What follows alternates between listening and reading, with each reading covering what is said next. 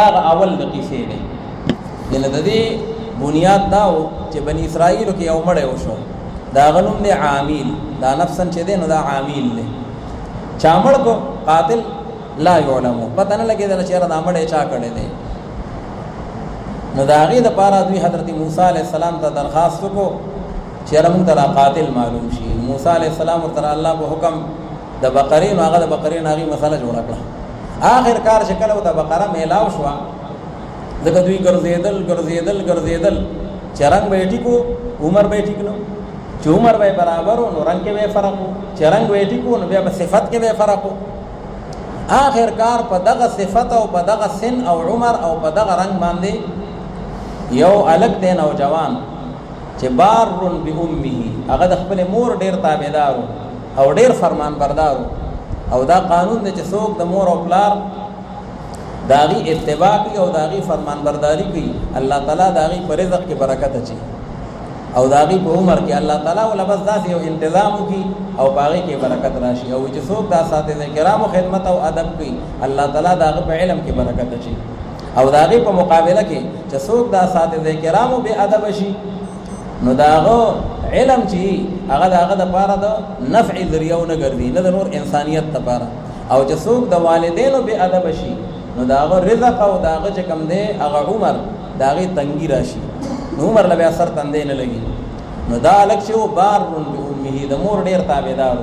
او مور به ورته نصیحتونه کول د پلار نه ورته دقه یو غوا چې کوم دی نو دا پاتې وه او دا په صحرا کې په ځنګل کې به سرېده آخر کار چې کله دا بني اسرائیل ګرځېدل نو په دغه صفت او په دغه عمر او په دغه رنګ باندې دا غوا موصوفه وه نو چې میلاو شو ورته نو بس په هغې کې ورته دغه شرط کېښودو که دونه پیسې راکوئ نو په هغې باندې به یې درکړو نو په هغې پیسو باندې خرڅه کړه الله تعالی پکې هغې ته فایده ورکړه او دلته کې د دوی چې هغه کوم سوالات او تعنت سوال کړی و نو الله رب العالمین په هغې په وجه باندې دوی د خسارې مالي سره مخ کړل بهرحال هغه غوا یې ذبح کړه چې ذبح یې کړه د هغې یو حصه یې راواخېسته او هغه یې دې مړي پورې ولګوله 40 کاله پس اوس دا سوال دی چې 40 کاله کې خو انسان خاورې شوي او دا مړی دغه شان ژوندی جاړن پروت دی روغ رمټ نو دا د حضرت موسی علیه السلام معجزه ده او یا وی د دغه مړي دا د هغه کرامت دی ځکه کرامات دا چې کوم دی د اولیاو د بزرګانو دا چې کوم دی نو هغه حق دی دا د اهل سنت والجماعت دا د هغې مسلک دی او موقف دی خوا که هغه په ژوندینې باندې وي او که پس د مړینې نه وي په دې باندې د حکیم الامت مولانا اشرف علي دانوي رحمت الله علیه او رساله د مختصر هغه بیا ځان له واخلی کرامات صحابه که چا سره نه نو د صحابه کرامو کرامات یې ټول راغونډ کړي دي هغې کې د بخاري شریف حوالې دي هغې کې د مسلم شریف حوالې دي چې حیا و میتا الله تعالی د اولیاء الله د هغې کرامات هغه چې کوم دی ثابت کړي دي او د هغې کراماتو نه انکار کوونکې هغه قوم هغه صرف معتزله دي بل چا په اهل سنت والجماعت کې چې کوم دی نو هغه د هغې نه انکار نه دی کړی او چې څوک انکار کوي نو هغه اهل اعتزال دي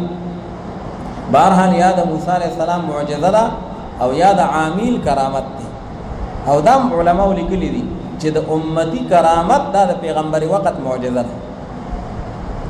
نو بهرحال چې هغه یې وله ورړو نو هغه ژوندی شو چې را ژوندی شو قتلني فلان و فلان خپل ورېرونه یاد کړل ځکه دې وراره د دې تره د لور تپوس کړی و نو هغه وله نه ورکوله نو چې نه یې ورکوله نو یې راشه مړی که نو بس مړی کو نو د موسی علیه السلام د شریعت او د تورات مطابق هغه قاتل چې و نو هغه د میراث نه هم محروم شو لکه مونږ سراجي کې او دغه کې وایو په دغه علم د میراث کې چې چا خپل مورث مړ کو نو هغه موانع د ارث چې دي نو هغه څلور دي مانعی میراث را میدان چې هار رق و قتل و اختلافی دین و دار یو رق دی که څوک غلام دی نو هغه بیا د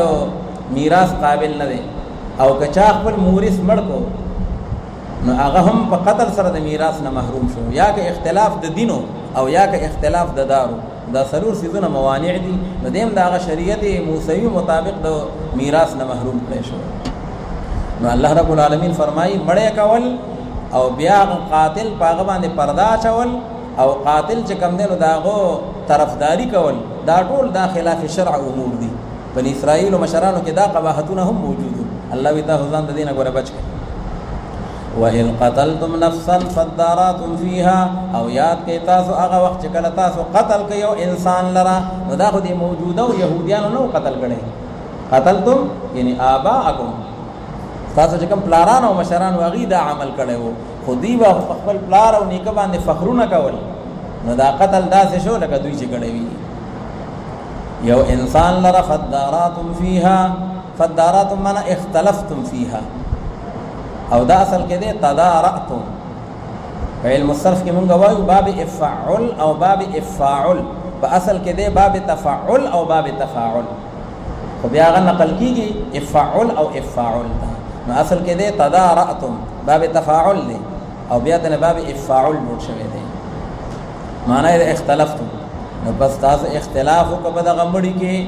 په دغه نفس کې دا فيها ضمیر د مؤنث راځي کړه دی ځکه نفس دا مؤنث سماعی دی فَادَّارَأْتُمْ فِيهَا وَاللَّهُ مُخْرِجٌ مَا كُنْتُمْ تَكْتُمُونَ او الله رب العالمین ورا وختون کې دی او ظاهرون کې دی مخرج معنا مظهر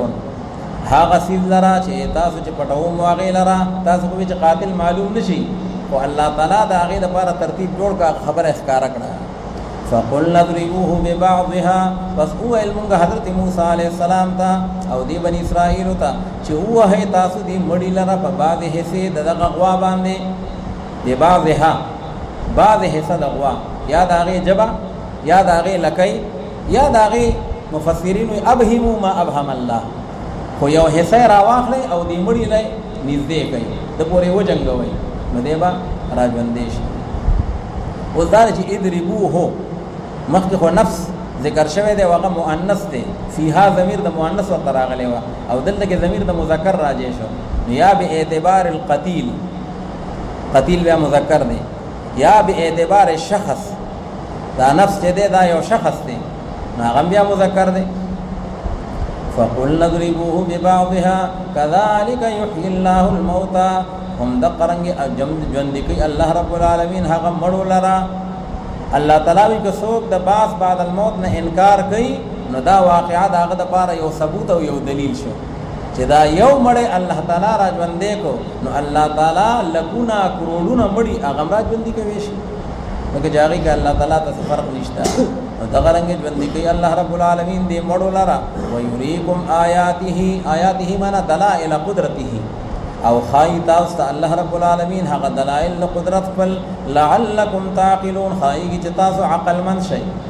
دا عقل نکار واخلئ ثم قست قلوبكم من بعد ذلك فهي كالحجاره وشد قسوه وذا تمر واقعات ذکر شو د بنی اسرائیل الله پکار خدا وا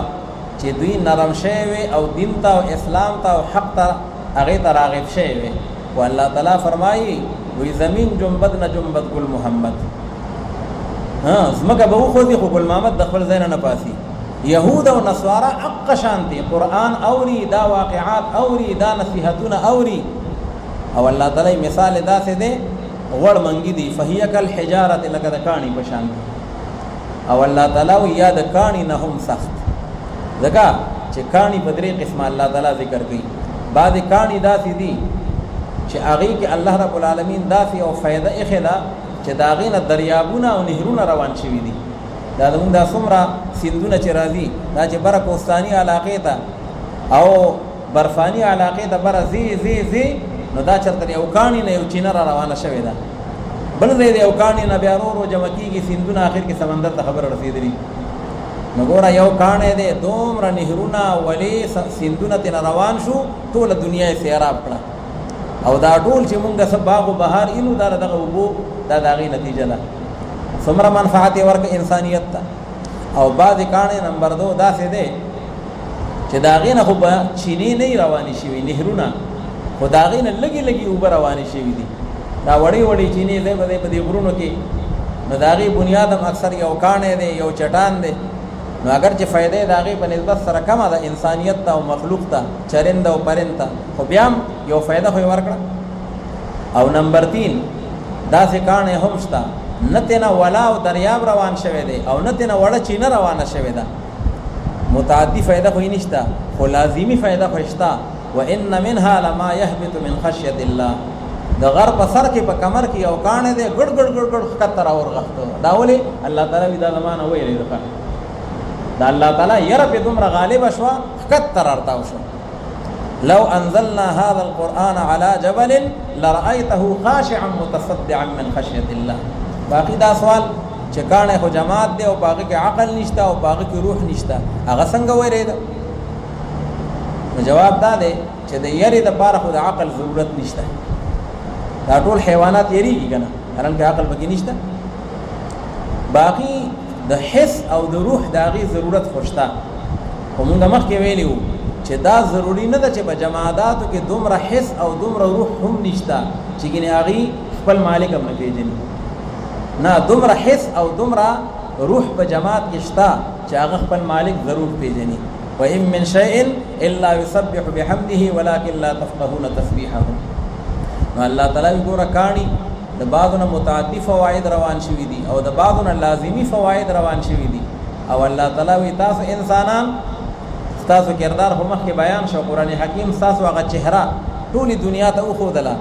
تاسو خو چې چرته سازشونه دي د پیغمبرانو خلاف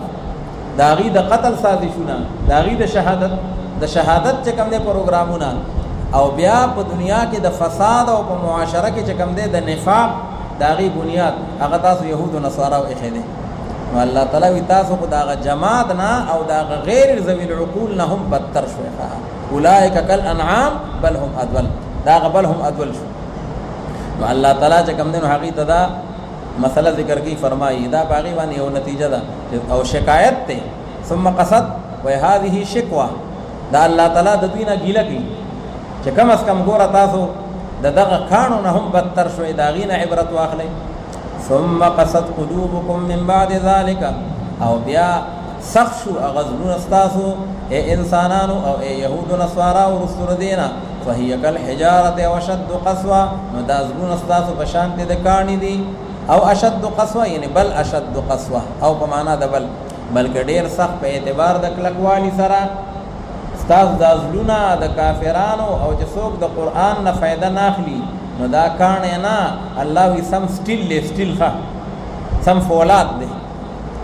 کانه هو بلا بیام سلار به بګیوزی او باغ سټیل او فولاد کې خواړو لار نه وځي الله تعالی وی سم دازلونا ختم داغي په شان دي خیر خبر او تاړو داخلي کی نه وان من الحجاره لما يتفجر منه الانهار او بتحقیق سره بعد پکانو کې خامخا هغه کانی دي چې جاری کیږي دا غینه نهرونه او دریابونه وان منها لما يشقق فاصل کې دی يتشقق خو بیا په دې کې ادغام شوه دی او يشقق ته نه جوړ شوه دی او په تحقیق سره بعد بدی غرونو کې او بعد بدی کانو کې خامخا هغه دي چې هغه سری شي فيخرج منه الماء نو بس راوزی دا غینه اوبو نو دا اوبو په نسبت سره غنور ته کمی دي خو بیا منفعت خو ورکه انسانیت دا او مخلوق دا وان منها لما يهبط من خشيه الله او بتحقیق سره بعد بده کانو کې خامخا هغه دي چې هغه ارغړي د وجه د یری د الله رب العالمین نو قران حکیم ګره دا داوا نه کړي چې چرته کانه را ورغختو نو دا د الله نه ویریدو وان منها من بعض بګه داسشتا نو بعد او بګه داسي هغه خپل د طبيعي حالات او د وجنا د کشش ثقل د وجنا یا د نور طبيعي امور د وجنا را ورغختو خو بعد کانه بګه داسي دي چې خالص صرف د الله تعالی د خوف او د الله تعالی د یری د وجنا هغه را ورغختو بده کانو کې بده غرونو کې حدیث شریف کې راځي وې دا غرونه دا دوا یو د بل نه تپوس کې پیغمبر علی السلام فرمایي دا دوا غرونه دا یو د بل نه تپوس کوي ویا جبلو وغرا وملګریا پتا باندې نن څوک داسې انسان تیر شوی دی د خدای یو بندا یذکر الله عز وجل چاغه د الله یاد کو د الله تعالی نوم اخیستو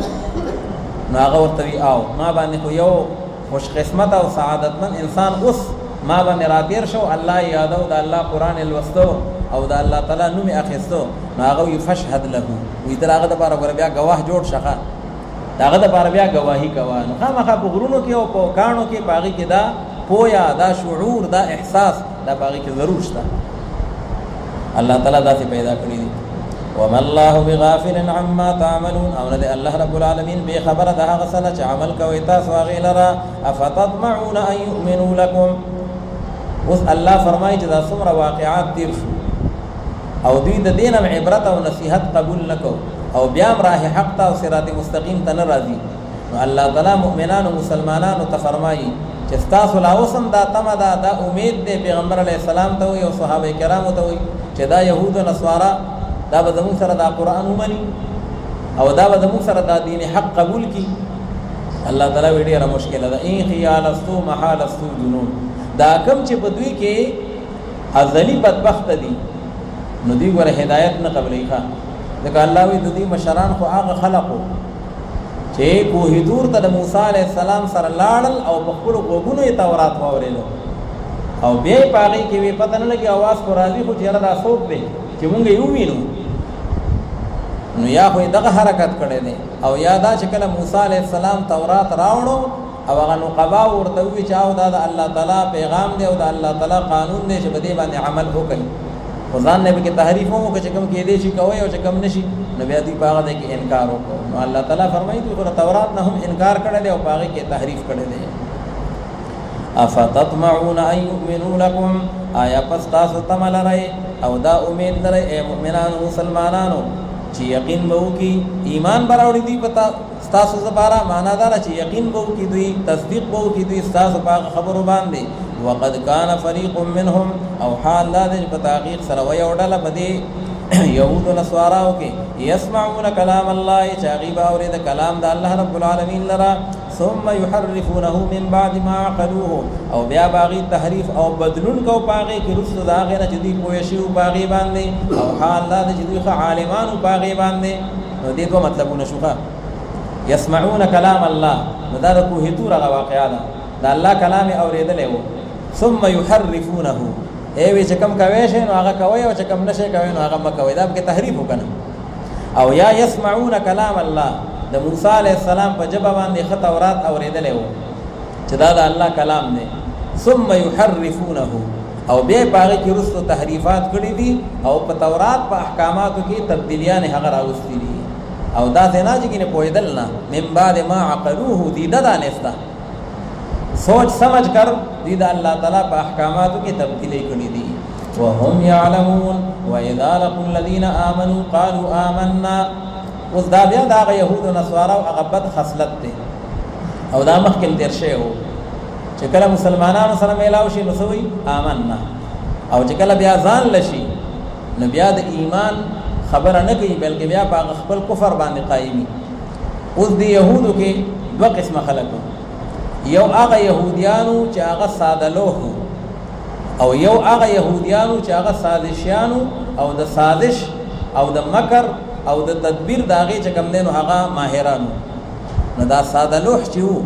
نو دی به کله مسلمانانو سره میلاو شو هغه ته او یاره زموږ تورات کې دا خبر راغلی دی چې نبی آخر الزمان به پیدا کیږي او هغه صادق نبی او هغه الله تعالی حق کتاب ورکی قرآن او دا هغه رسول نعت او صفت چې کم دینو هغه داسې او داسې او داسې دي دا بیان به وکړو. نو چې کله بیا راغلل نو هغه سازشیان او هغه ماهر يهوديان هغه ورته پکار شو خدای تاسو غر کی تاسو داغي په مخ کې دا خبره ولې کوي تاسو وایي چې زمونږ په کتاب کې د نبی آخر الزمان بیان دی ولې دا وایي هغه ته سبب په قیامت کې پتا سو باندې حجت دي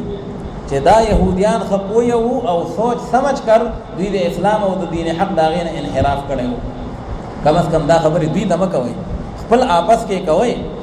خو یو د مسلمانانو په مخ کې باندې دا خبره مکوي. الله رب العالمین داغي هغه عمل او حرکت امر نقل کی فرمایي واذا لقوا الذين امنوا او باغ وخت چې کله ملاقات کې او میلاو شي دا يهوديان د ایماندار مسلمانانو سره نو وایي دي چې موږ ایمان راوړل دي موږ مسلمانان یو او موږ دا وایو چې بان محمد صلی الله علیه وسلم نبی مکتوب فی کتابنا چې پیغمبر علیه السلام دا هغه تذکرہ د موږ په کتاب کې شته. وَإِذَا خَلَا بَعْضُهُمْ إِلَى بَعْضٍ او باغ وخت چې کله ځان لشي بعض دوی نور بعض ته د دې ځان له نجی مجلسي او باغی کې مسلمانان نه نبی اسوي قالوا اتحدثونهم بما فتح الله عليكم. نو وای دا يهوديان دا مشران دي هغه کبراګان هغې دې کشرانو ته او دې ساده لوح یهودیانو ته وایي اتحدثونهم بما فتح الله علیکم آیا تاسو خبر ورکوئ دغې مسلمانانو ته په هغه څیز باندې چې کوم کولاو کړی دی الله رب العالمین تاسو باندې کوم خبر در کړی دی الله رب العالمین تاسو ته نو تاسو د خپل تورات دا خبرې دې مسلمانانو ته ولې کوئ لیحاجوکم به عند ربکم د دې دپاره چې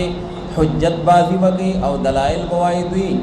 ستاسو سره په هغې باندې په نزد پروردګار ستاسو باندې یعنې په قیامت کې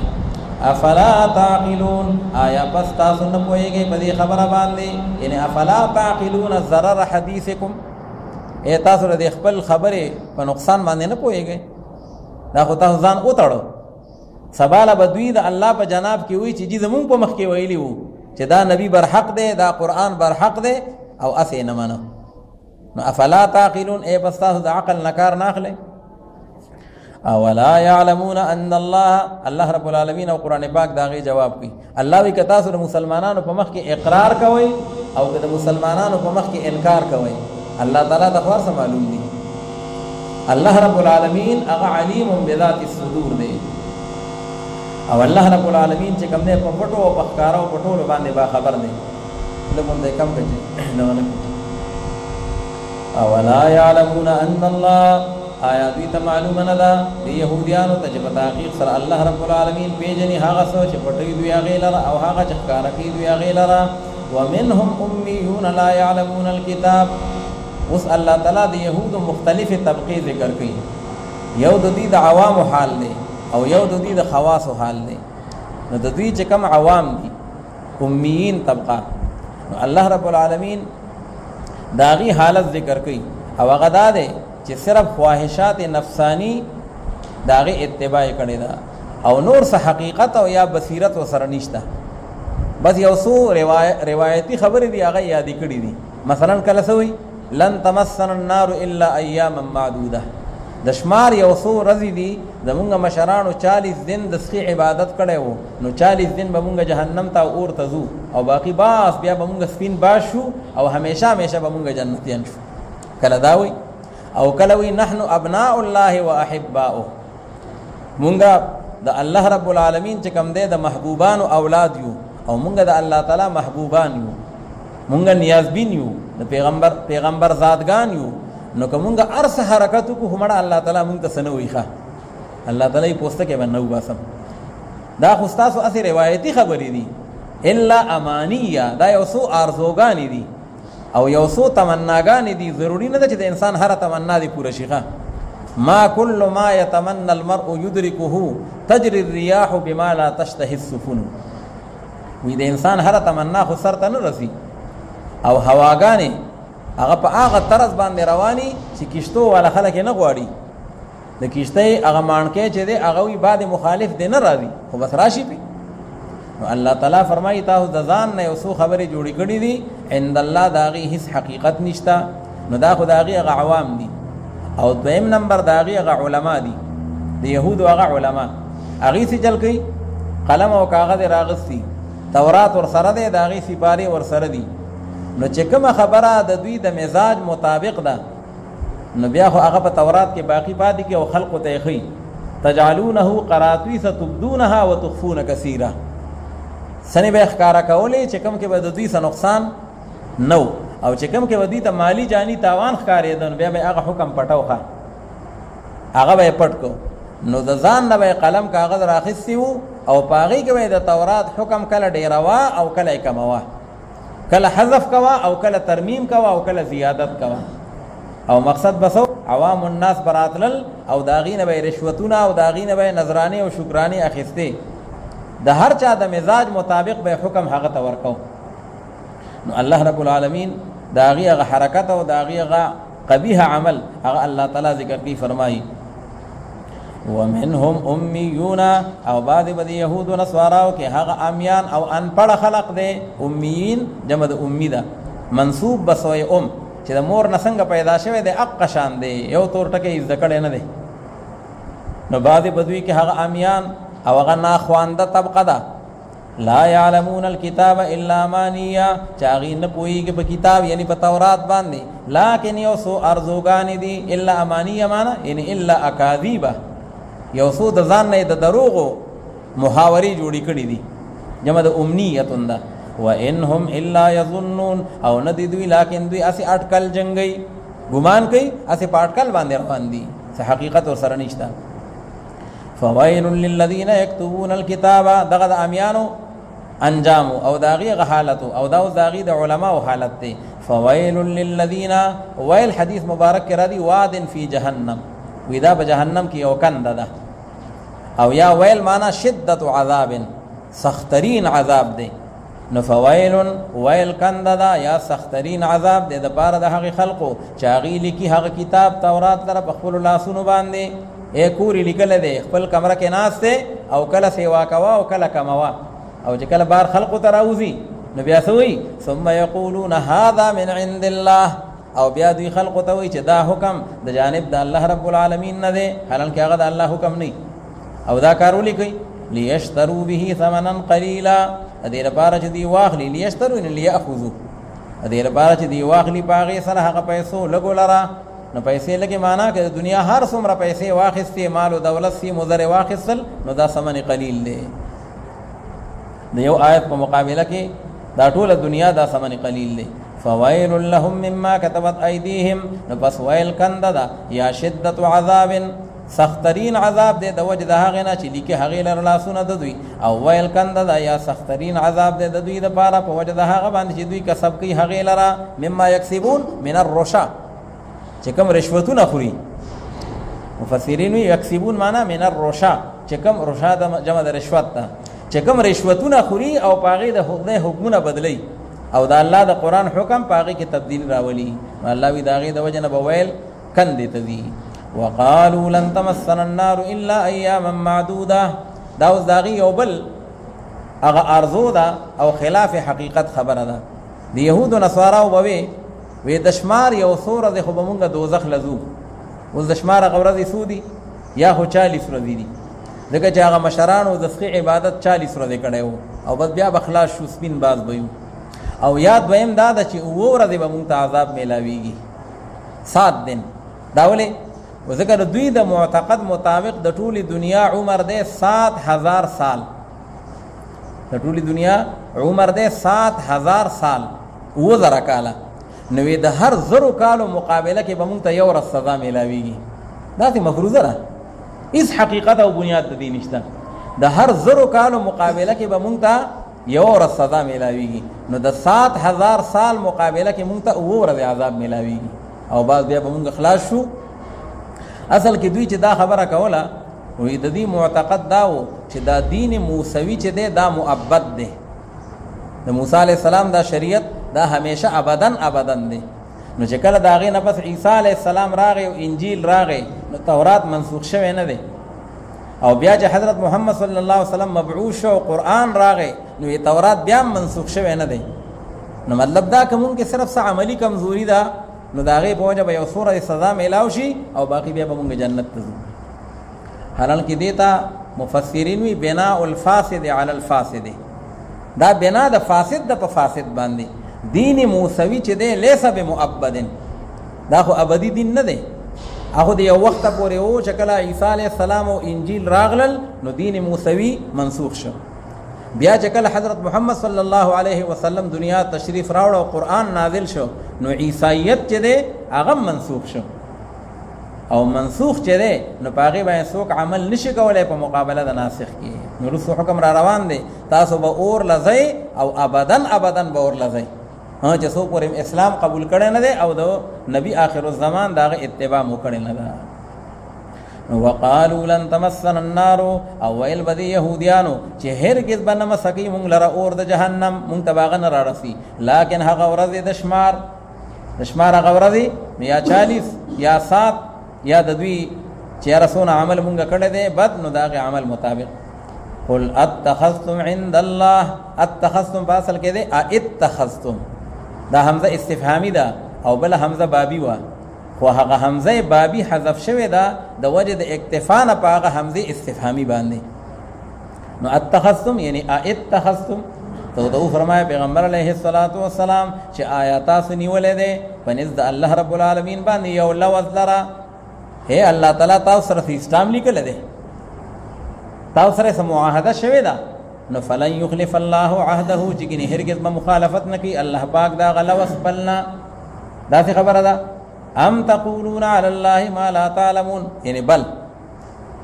اسلام نشتا نه معاهده شتا نه لوث شتا بلکې تاسو وای په الله رب العالمین باندې هغه څه چې نه عالمان تاسو باغی باندې د ځان نم درو جوړ کړی دي خلاف حقیقت خبره ده بلا من کسب سیئه اوس بلا راضی لپاره د ایجاب د نفي زمونږ کتابونه وای بلا راضی لپاره د ایجاب د نفي یو نعم ده یو بلا ده نو نعم راضی لپاره د ایجاب مطلقاً کمخ کې اثبات نو د نعم معنا اثبات او کمخ کې نفي وا نو د نعم معنا نفي کسو کوئی هل قام زید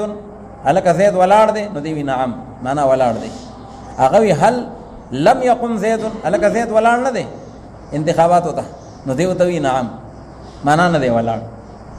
او بلا چې دی نو دا لپاره د ایجاب د نفي دی دی الم يقم زید هلک زید ولاړ نه دی نو دی بلا معنا ولاړ دی الست بربکم قالوا بلا دا دغه مخکې نفي ده نو رستو داغه اثبات شو زستاسو پروردگار نیم نو قالوا بلا معنا انت ربنا خدای پاک ته زمونږ پروردگاري وې دی وجنه کسو قصدن عمدن دا الست بربکم په جواب کې وی چې نعم نو یکفروا د کفر خطر ده دغه چې د نعم معنا خدا ده چې او معنا یې ته نعوذ بالله پروردگار نه نو بلا راضی لپاره د ایجاب د نفي نو ګوره دې کې دې لن تمسن النار مخکې نفي تیر شوی ده نو اوس الله تعالی بالا نو بالا معنا سره بالا تمسکم النار ابدا دی خو لن تمسن النار الله تعالی دې بالا یعنی تمسکم النار تاسو به اور در رسیږي جهنم ته وځي ځکه قانون دا دی چې من کسب سیئاتن چا چې کسب کړی دی شرک او کفر لرا سیئاتن مراد دی شرکن ځکه چې شی چې ذکر شي مطلق نو صرف کامل تکیږي او په سیئه کې رټون نه کامل سیئه چې دا هغه شرک دی ان الشرک لظلم عظیم او دا تذکر واما چې د دې آیت نه معتزله او خوارج اغي یو غلط استدلال کوي نو اهل سنت والجماعت ذکر دا تشریح کوي مثلا خدای تاسو معلومه ده مونږ وایو چې چا گناه کبیره وکړه یا چې کوم دی یو فرایض پرې خودل نو مونږ دا مسلمان دی ټیک ته فاسق دی خدا سره مسلمان دی او معتزله او خوارج وینا وی چې چا گناه کبیره وکړه یا فرایض پرې خودل نو دا سره د ایمان نه وته بیا معتزله وی ایمان نه وته او کفر کې داخل نه دی او خوارج وی ایمان نه وته او سیده کافر دی نو دی دواړه د دې آیت نه استدلال کوي وی ګوره د قران حکیم د دې آیت نه معلومیږي چې چا گناه کبیره وکړه نو دا سړی کافر دی او دا سړی د ایمان نه وتلی دی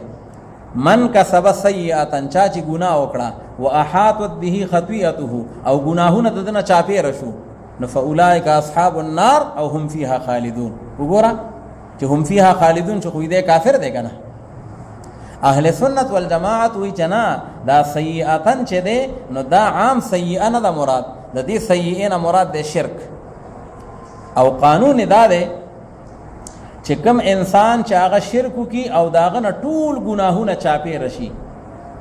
یو نیکی هم نشتا نو دا صرف کافر دی او مؤمن مسلمان چې دی نو هغه ګوره احاطت به خطیئته نه دی مؤمن که یو نیکی نه دا کړي نو دا ایمان به ذات خود دا نیکی ده کنه مونږ نه ده کړي روزه نه ده نیولې حج نه یتلې او ټول سیئات داغه پند په سر دی خو بیا مؤمن خو دې کلمه خو ویلې ده نو دا کلمه به ذات خود چې ده نو دا حسنه ده نو احاطت به خطیئته و اذا صرف کافر کې دی شي دا مسلمان نشي کېده نو د معتزله او د خوارج استدلال چې دی لا یتم نو معنا دا شو چې بلا من کسب سیئاتن بلا ولندا یعنی تمسکم النار در رفیق بتاو ساغ اور د جهنم ابدن دغه قانون الهی دا دی چې من کسب سیئاتن چا چې کسب کو یو ګناه لرا یعنی شرک لرا واحاطت به خطیئته او را چا پیر شددنا هغه ګناه ددو فاولئک اصحاب النار نو بس دغه کسان خاوندان د اور د جهنم دي او دی او باغی کې همیشه لپاره وي اوس قانون په قرآن پاک کې دا دی چې التبشیر والتنذیر هما اخوان فی القرآن. نو چې یو ذکر شي نو بیا ورسره هغه بل هم ذکر کېږي، یوازې وعد هم نه راځي، یوازې وعید هم نه راځي، ترغیب او ترهیب دا دواړه ذکر کېږي. نو داسې طریقه اختیارول چې بس عوام بالکل ویریږي او چې کم دی نو هغه اړو د ترغیب د هغې اړو څه پهلو پکې نه دا مناسب نه ده، ځکه خلک به د دین نه متنفره شي. او داسې چې ته بس ټول دونه فضایل بیان کړي چې بس جنت د ده ټیکه ده او اړو ترهیب څه پهلو پکې نه، نو بیا به خلق دلیر شي او خلق به دومره زړور شي ابوی جنت بس زما ټیکه ده. نو دواړه به ورته ذکر کوي، هم به د ترغیب پهلو ذکر کوي، هم به ورته د ترهیب پهلو ذکر کوي. قرآن حکیم بار بار دا ذکر کوي. نو لاول هغې ذکر کړل، اوس دا دویم نمبر والذین آمنوا وعملوا الصالحات، او هغه کسان چې هغې ایمان راوړی دی او اعمال صالحه اختیار کړي دي، نو دغه کسان خاوندان د جنت دي. هم فیها خالدون، او دوی به په هغې کې همیشه همیشه لپاره اوسېدونکي وي. وإذ اخذنا میثاق بني اسرائیل لا تعبدون الا الله، مخکې د بني اسرائیلو سلسله شروع ده چې الله تعالی نعمتونه کوي، دوی حکم عدولۍ او نافرمانۍ کوي، دا بیا د هغې یو سلسله ده. او د دې تفصیل دا دی مدینه منوره کې دوه قسمه قوم آبادو، یو ته یې اوس او بل ته یې خزرج، دا غټې قبیلې وې د انصارو، او دا بیا اکثریت ایمان راوړه په رسول الله صلی الله علیه وسلم باندې. او کم یهود چې په مدینه کې آبادو دا غیم غټې دوه قبیلې وې، یو بنو قریظه او یو بنو نذیر. دا بنو قریظه چې وو نو دا د اوس د هغې حلفا وو، دا د هغې پارټنرانو، او دا خزرج چې وو نو د هغې سره د بنو نذیر د هغې پارټنري وه، د هغې ملګرتیا وه. نو قانون دا و چې کله کله به د اوس او د خزرج د هغې په منځ کې جنګونه جوړ شو، لکه کم جنګونه جنگ فجار او یا نور جنګونه جنگ بعاث چې دا شوي دي، شپږ شلې کاله پورې دا چلیدلي دي. نو چونکې هر کله چې د هغې به جنګ شو نو دا کم به چې د دوی پارټنرانو بنو قریظه او بنو نذیر هغې خو هم یو طرف ته سایډ اخیستی و، نو د هغې به هم په منځ کې جنګ شو، او په جنګ کې خلک بیا وي مړي کېږي، قتل به پکې وشو، جلاوطني به پکې وشوه، او په هغې کې به چې کوم دی خانه بدري وشوه، او مختلف امتحانات به په هغې کې راغلل. اوس دا بني اسرائیل چې وو دا یهود بنو قریظه او بنو نذیر، د دوی نه الله تعالی په تورات کې لوظ اخیستی و، پوخ لوظ، او هغه څه وه یو دا چې یو بل به قتلوی نه، نمبر 1 دا تورات حکم، یو بل به پناه لکه د قرآن حکم هم دا دی یو بل به ناحقه نه قتلوی، او چې کوم دی نو هغه قتل حرام دی. نو په دویم حکم دا و چې د یو بل ناحقه قتل او خون دا به نه کوئ. نمبر 2 حکم دا و یو بل به جلاوطن کوئ نه، یو سړی دومره تنګ کا چې آخر کې هغه وي بس کلی به تبریدم نو او کور او کلی د دې نه به هجرت وکم. نو تورات کې حکم دا و چې یو بل به جلاوطن کوئ هم نه، ځکه دا ډېر زیاتې دی او ډېر ظلم دی. او نمبر 3 که په تاسو کې یو سړی هغه قیدي شو او گرفتار شو نو پیسې به ورکوئ، جرمانه به ورکوئ، فدیه به ورکوئ، خو خپل سړی به راخلاصوئ. دا 3 احکامات شو. سړی به په ناحقه مړ کوئ نه، څوک به بلا وجه جلاوطن کوئ نه، او که چرته قیدي بیا مونته نو پیسې به لګوئ، خو هغه سړی به د قید وبند نه راخلاصوئ. اوس چې کله به د اوس او د خزرج جګړه جوړه شوه نو بنو قریظه به هم سایډ اخیستی و، بنو نذیر به د هغې سره په سایډ و، نو دوی به هم آپس کې لړاو شو. چې لړاو به شو نو بعد به قتل شو، بعد به جلاوطن شو، او بعد به پکې قیدیان شو. نو که د بنو قریظه یو سړی به قیدي و د بنو نذیر سره، یا د بنو نذیر یو سړی به قیدي و د بنو قریظه سره، نو دوی به لاړل او پیسې به یې وړې، بهی دا دونه پیسې واخلئ، خو زمونږ دا قیدي چې دی دا راخلاص کړئ. چا به ورته وي دا ولې یاره وی تورات کې مونږ باندې الله رب العالمین دا پابندي لګولې وه چې قیدي به په قید و بند کې نه پرېږدئ، دا به آزادوئ، پیسې به لګوئ. نو الله رب العالمین ورته فرمایي عجیبه خبره ده، قیدي خو د قید و بند نه خلاصوئ د تورات د وجې نه او د الله د وجې نه، لیکن الله تعالی خو تاسو ته هغه بل حکم هم کړی و چې قتل به هم نه کوئ، نو قتل کوئ په خپله، او الله تعالی تاسو یو بل به جلاوطن کوئ هم نه، نو هغه جلاوطنی نو 2 حکمونه پرېږدئ، په یو حکم باندې عمل کوئ. افتؤمنون ببعض الکتاب وتکفرون ببعض. نو الله تعالی بنو اسرائیل ته او دی یهودیانو ته په دې باندې زور نه ورکوي لکه څنګه چې نور د الله تعالی احکامات پاغي کې د لیت لعل نکار اخسته وو نو په دې احکاماتو کې هم د تورات هغه دی بعضو باندې عمل کړی دی او د بعضو نه چې کم دی د هغې نه انکار کړی دی او هغه یې پرېښي دي نو الله تعالی ورته زورونه ذکر کوي فرمایي اول هغه احکام ذکر کوي او بیا ورته د هغې هغه تفصیل بیانوي وإذ أخذنا ميثاق بني إسرائيل او یاد کوي تاسو هغه وخت چې کله واخیسته مونږ هغه پوخ لفظ د بني اسرائیلو نه په تورات کې لا تعبدون الا الله چې تاسو بندګي مکوئ لیکن صرف د یو الله هغه کوم احکامات چې دوی ته متوجه وو وګوره لا تعبدون وی دا چې کوم دی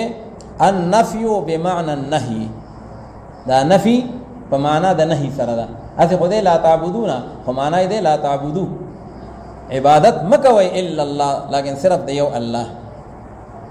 لا تعبدون الا الله وبالوالدين احسانا یعنی واحسنوا بالوالدين احسانا دا احسانا مفعول مطلق دی لپاره د عامل مقدره او خېګړه کوي تاسو د مور او پلار سره خېګړه او حسن سلوک داغي ادب کوي داغي احترام کوي داغي خدمت کوي اول د الله عبادت ته او نمبر 2 باغي د والدینو سره حسن سلوک او داغي سره داغي خدمت کول دي نو دینه دا معلومه شولا چې څنګه په عبادت کې اول نمبر د الله رب العالمین بندگی کول دي او نمبر 2 مقام او مرتبه د والدینو سره حسن سلوک او داغي خېګړه کول دي او په ګناه کې هم دغه ترتیب دی پیغمبر علیہ السلام نه تاسو شو چې یا رسول الله صلی الله علیه وسلم ای الذنب اکبر گناهونه خډیر دي خو په ټولو گناهونو کې نمبر 1 ګناه کوم ده نو پیغمبر علیہ السلام ورته فرمایل و ان تجعل لله ندا وهو خلقك پیدا کړي الله او چې ته د الله لپاره بل شریک وګرځي نو دا نمبر 1 ګناه ده هغه ثم ایو دې پس نمبر 2 ګناه کوم ده نو پیغمبر علیہ السلام فرمایل ان تعق والديك چې ته مور او پلار نه عاق شي او داغي نافرمان شي نو دا نمبر 2 ګناه ده بیا نو الله تعالی دا حکم په تورات کې را لېږلی وو چې وبالوالدین احسانا او تاسو خېګړه کوئ د مور او پلار سره خېګړه کول او حسن سلوک کول وذل قربا والیتاما او تاسو خېګړه کوئ د رشتہ دارانو سره او دارنګ د یتیمانانو سره او دارنګ د مسکینانو فقراو سره وقولوا للناس حسنا او تاسو وایي خلقو ته ښکلی کلام یعنی قولا حسنا او یا بعضو کې دی یو قرات کې دی حسنا نو حسن دا چې کوم دی مصدر دی او حسن هغه بیا صيغه د صفت مشبہ ده نو قولا حسنا یا قولا حسنا خلق سر خبرې کوي نو نرم او پستی خبرې کوي په کلام کې داسې رویه اختیارول چې مخاطب په تخته باندې مجبور شي داسې سخت رویه اپناول نو دا د قران پاک د تعلیماتو نه خلاف ده ځکه الله تعالی موسی علیہ السلام او هارون علیہ السلام تبلیغ د پاره لیږي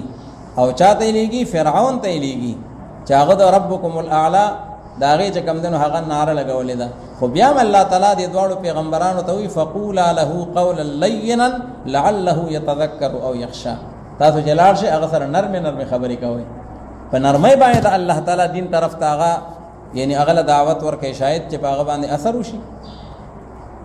نو الله تعالی په تورات کې او دارنګ په قران پاک کې دا تعلیم ورکړی دی چې وقولوا للناس حسنا او تاسو وایي د خلق سره هغه خوږی خبرې قولا حسنا واقيموا الصلاه واتوا الزکاه او تاسو پابندي کوئ د مانځو او ورکوئ تاسو زکات لره نو دا ټول احکامات په تورات کې راغلي وو ثم تولیتم یعنی آباؤکم تاسو اعراض کو نه دی موجوده خو نو کړه خو هغه پلارانو یې کړه وو بیا تاسو مخ واړو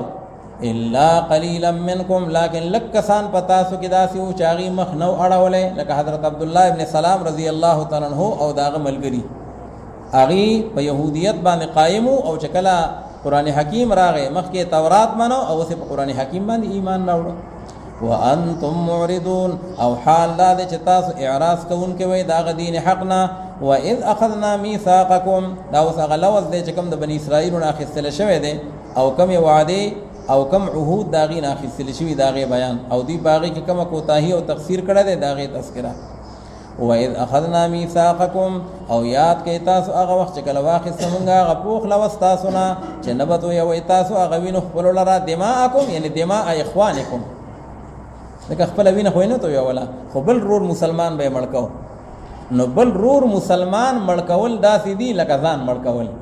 ځکه هغه داسې محترم دی لکه د ځان په شان دی. دیو جنا قرآن حکیم کې یو ځای کې راځي ولا تقتلوا انفسکم، الله وی ځان مه مړ کوئ. نو دې څه معنا ده؟ نو یا خو بظاهر معنا ده ولا تقتلوا انفسکم، ځان مه مړ کوئ، یعنی خودکشي مه کوئ، ځکه خودکشي حرامه ده. ځکه د انسان دا نفس دا د هغه خپل نه دی، بلکې دا د الله تعالی امانت دی، خیانت به پکې نه کوي. او یا ولا تقتلوا انفسکم، ځانونه مه مړ کوئ، معنا ولا تقتلوا اخوانکم،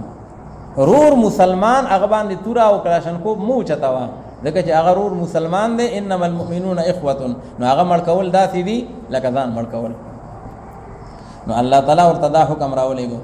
چې لا تسفكون دماءکم، مت ویوئ تاسو هغه وینو خپلو لره، ولا تخرجون انفسکم من دیارکم، او مو باسئ تاسو هغه ځانونو خپلو لره د هغه کلو خپلو نه. دلته هم دا ده ولا تخرجون انفسکم، نو ځان خو یې نه وباسه، رور مسلمان به جلا وطن کو، هغه به تنګو په آزارو به اخر کې و مجبور شو کور کله به ته پرې خو دو او کډه به ته وړه. نو الله تعالی دا کار هم مکوئ. ثم اقررتم وانتم تشهدون، او بیا تاسو اقرار وکړه خبره باندې، الله دې لوز واخستو او تاسو اقرار وکړه چې او موږ د تورات د احکام منو، او حال دا دې چې تاسو گواهان وي په دې باندې، یعنی تاسو پاغي باندې خو گواهی وکړه او پاغي باندې چې کم دنو هغه یعنی داغي تصدیق مو کو چې او موږ په دې باندې عمل پیرایو. ثم انتم هؤلاء تقتلون انفسکم، دا هؤلاء منادا د حرف ندای محذوف دی، یعنی یا هؤلاء، او بیا تاسو چې اے دغه کسانو، اهل کتاب ته خطاب دی يهوديانو ته، اے دغه کسانو چې تاسو قتلوي هغه ځانونو خپل لرا، وتخرجون فريقا منكم من ديارهم، او تاسو وباس یو ډله پتاسو کې دغه کورونو خپلونه. الله خو قتل بنه کوي تاسو کوي، الله وی اخراج بنه کوي تاسو جلاوطنی کوي. تظاهرون عليهم بالاسم والعدوان، تظاهرون باصل کې دې تتظاهرون، فغيو تا تخفيفا هغه حذف شوی دا چې تاسو ملا تړ کوي دا غي سره په ګناه او په ظلم باندې. لکه بنو قریظه د اوس سره ملګری دي، او بنو نذیر هغه د خزرج سره ملګری دي، او دیو بل خلاف ملا تړ کوي، او دیو بل خلاف چې کوم دې پاغي باندې چړای کوي. نو ګور د وسیدونه راوړل اسم او عدوان، ځکه یو طرف ته تورات حکم ماتيږي نو دا ګناه ده، دا حق الله دی، او بل طرف ته چې په خپل رور عزیز باندې ظلم وکي او هغه جلا وطن کې یا قتل کې، نو دا حق العبد دی کنه، نو دا عدوان شو. نو یو طرف ته اسم هم دی او بل طرف ته عدوان هم دی، نو دا خو هغه دوه خبرې شوي. او بل طرف ته وَإِن يَأْتُوكُمْ أُسَارَىٰ تُفَادُوهُمْ، او کچری راشي اغي تاسو ته په دې حال کې چې هغه قیدیان وي. دلته کې دوه قراتونه دي، بعض کې دې اسارا، بعض کې دې اسرا، ځکه اسیر مفرد راځي نو د اسیر جمع اسرا هم راځي. ما كان لنبي ان يكون له اسرا، او اسارا هم راځي. نو وَإِن يَأْتُوكُمْ أُسَارَىٰ، او کچری راشي اغي تاسو ته قیدیان، نو تفادوهم، نو بیا تاسو په فدیه باندې خلاصوي هغې لره، جرمانه ورکوي، او هغه خپل رور عزیز هغه د قید وبند نه خلاصوي. نو مخکې بیان شو چې قتل حرام، اخراج او جلاوطنی حرام، او یو سړی په قید وبند کې پرېښودل او نو رها کول دا حرام. نو دی چې په قید وبند کې سړی ولیدو نو هغه به چې کم دی کولا وکړو، پیسې به ورکړي، هغه به اخلاص کو، وی بیره تورات حکم دی مونږ په عمل کو. او بل طرف ته تورات حکم داو چې قتل بنه کوي، نو خو به کوو. تورات حکم داو چې اخراج او جلاوطنی بنه کوي، نو خو به کوو. نو الله تعالی فرمای احکام ټول دی، په بعضو باندې عمل کوي او په بعضو باندې عمل نه کوي. او بیا وی مونږ اهل تورات یو، عجیب اهل تورات یې. وهو محرم علیکم اخراجهم، او شان دا دی چې حرام کړی شوی دی په تاسو باندې وخکل د هغې د کورونو نه. او مفسرین فرمایي محرم علیکم اخراجهم وکذا قتلهم، یوازې اخراج خو حرام نه و کنه، قتل هم حرام و. وهو محرم علیکم، او شان دا دی چې حرام کړی شوی دی په تاسو باندې وخکل د هغې د کلي نه جلاوطني، او وکذا قتلهم، او د هغې قتل هم په تاسو باندې حرام و. نو لہذا فدیه باندې قیدی خلاصول کوي، او اخراج نزان نه منع کوي، او د قتل نمزان نه منع کوي، پاغي باندې بلاسونه رنگ دي. افتؤمنون ببعض الكتاب وتكفرون ببعض، آیا پس تاسو ایمان راوړئ په هغه بعض تورات باندې، کتاب نه مراد تورات، دا هغه تورات بعضی احکام منی. هو الفداء هغه کم حکم چې منی هغه کم یو دی فدا. تفادوهم وتکفرون ببعض او تاسو کفر کوي پاغه نور بعض باندې سره وهو القتل والاخراج. الله وی قتل مکوي تاسو کوي او الله تعالی وی اخراج مکوي او تاسو کوي. خوز دا ده چې دې کې الله تعالی وتکفرون ببعض او تاسو په بعض باندې کفر کوي. نو دا کڅوک یو سړی مړکوي الله وی مړې مکوا او یو سړی په مکه نه دی مړکوي نو دا خو کفر نه دی دا خو ګناه کبیره ده. الله تعالی وی سړی مجلاوتن کوا د کور نه مزغلاوا او یو سړی په مکه نه دی او بل آزاری نو دا هم کفر نه دی دا خو چې کوم دی ګناه کبیره ده. او الله تعالی وتکفرون ببعض نو دا اصطلاح ده. په اصطلاح کې بعض اوقاتو کې یعنی د شناعت لپاره او د تهدید لپاره پاغي باندې چې کوم دی بیا د کفر اطلاق کیږي. لکه پیغمبر علیه السلام فرمایي چې من ترک الصلاه متعمدا فقد کفر. وی چا چې قصدن مونږ پرې خو دو نو بس دی کافر شو. علماء اهل سنت وی کافر نه دی فاسق دی خو مطلب دا چې د عمل د کافرانو دی دغه چې مونږ پرې خو دل د مسلمان شان نه دی. نو دا یو ته زجرن او وعیدن داسې کلمات استعمال کړي دلته هم داسې ده. وتکفرون ببعض فما جزاء من يفعل ذلك منكم نو پس نه د بدلا چې څوک وکړي دا کار پتا سو کې الله تعالی چې کوم کارونه حرام کړي دي او ناجایز کړي دي قتل اخراج او دارنګ دا نور او چې څوک وکړي نو داغه بدلا نه ده الا خزي في الحیات الدنيا لكن شرمندگی او رسوایی د بدی ژوند د دنیا باندې. او هغه شرمندگی او رسوایی بیا راغله. بنو قریظه پیغمبر علیه السلام اډر جاری کو نو دی قتل کړي شو. جنگ سره وشو جهاد سره وشو د غزوه خندق نه بعد دغه پیغمبر علیه السلام چې کله مدینه ته راغی نو د يهودو د مدینه سره معاهده کړي وا هغه ته وی میثاق مدینه. پیغمبر علیه السلام دوی سره اگر چې کافرو خو معاهده سره وکړه او معاهده داغه دفعات داو چې د مدینه منوره حفاظت په شریکه باندې کو. کچره کم سړی په مدینه باندې حمله وکړه نو مسلمانان او يهوديان په شریکه داغه دشمن مقابله کوي او د مسلمانانو دشمن دا به د يهودو دشمنی او د يهودو دشمن دا به د مسلمانانو دشمنی او د مدینه حفاظت به دا په شریکه باندې کو. نو دا ټول شقونه پاغي کې وو. او چې کله بیا جنگونه راغلل جنگ بدر راغې جنگ احد راغې نو دی معاهده ماته کړې او په ځای د مدینه د تحفظ دوی د مدینه خلاف کاروایان وکړي. د مکه د مشرکانو سره ساز باز برابر کو اغیله اسلحه ورکړي اغیله مالی تعاون او سپورټ ورکو. نو چې کله غزوه خندق وشو او پیغمبر علیه السلام فارغ شو نو جبرئیل علیه السلام تشریف راوړو او لا هغه چې کوم دی خود په سر دی فوجي ټوپۍ او کیپ په سر دی او ټول زغره چې کوم دی نو هغه اخوسته ده. پیغمبر علیه السلام ته تاسو خو سامان جنگ کې خو دو ای مونږ خو لاغه شان سامان جنگ او اوزار اغوستي دي. ویسه حکم دی حکم دار چې بنو قریظه ځان رسوي داغي خلاف الله تعالی وی جنگ وکي. نو بیا پیغمبر علیه السلام او صحابه کرام لاړل او بلا ورځي داغي د قلا داغي محاصره وشوه. اخر مجبور شو نو داغي بچي او داغي زنانه هغه ټول هغه غلامان او قیدیان شو او داغي ځوانان چې دي نو هغه ټول قتل کړي شو. دا خزي فی الحیات الدنیا. او بنو نذیر چې و نو دا جلاوطن شو هغه شام ته ولېګل او د مدینه هغه پاک ازمکه او پاک خاوره هغه دنه آزاد کړه. او بیا پیغمبر علیه السلام چې کله مرض الوفات کې وو نو به وصیت کو چې اخرج اليهود والنصارى من جزيره العرب. دا يهود او نصارا چې دي نو دا نور د جزيره العرب د خطې نه بار وباسي. لکه دا مبارک ازمکه چې دا د وحی ازمکه ده او دا د قران خاوره ده او دا د اسلام داغه وطن دی نو په دې باندې نور ناپاک خلق پاتې کېدل دا لا يناسبو. نو بیا حضرت عمر رضی الله تعالی عنہ په زمانہ کې هغه بیا د شام نه هم جلا وطن کړل او ټول جزيره العرب په غیبه اسلام جنډا هغه لهراو شو. تقریبا 22 लाख مربع میل پیغمبر علیہ السلام چې وفات کېدو نو اسلامی سټیټ او اسلامی ریاست مدینہ او مکه مکرمه او جده او بحرین او کم ځایونو پورې اسلام خور شوی خو 10 लाख مربع میلو. او چې کله بیا حضرت عمر رضی الله تعالی عنہ خلافت شو نو 22 लाख مربع میل بیا تر دو روس پورې او بیا دی خو مصر شام او بیا ایران او بیا کمی علاقې چې کوم نو هغه ټول د عرب عجم هغه فتح شوی. نو الله تعالی وی دا بنو نذیر او بنو قریظه دی به د شرمندګۍ سره مخ شي چنانچه هم دغه شانتي وشو الا خزي في الحیات الدنیا لیکن شرمندگی اور رسوائی د بدی ژوند دنیا باندې و یوم القیامت یردون الی اشد العذاب او پر د قیامت باندې بدی واپس کول کیږي په طرف دا ناکار عذاب باندې او نه دی الله رب العالمین به خبر د هغه سنه چې عمل کوي تاسو هغه لرا اولئک الذین اشتروا الحیات الدنیا بالآخره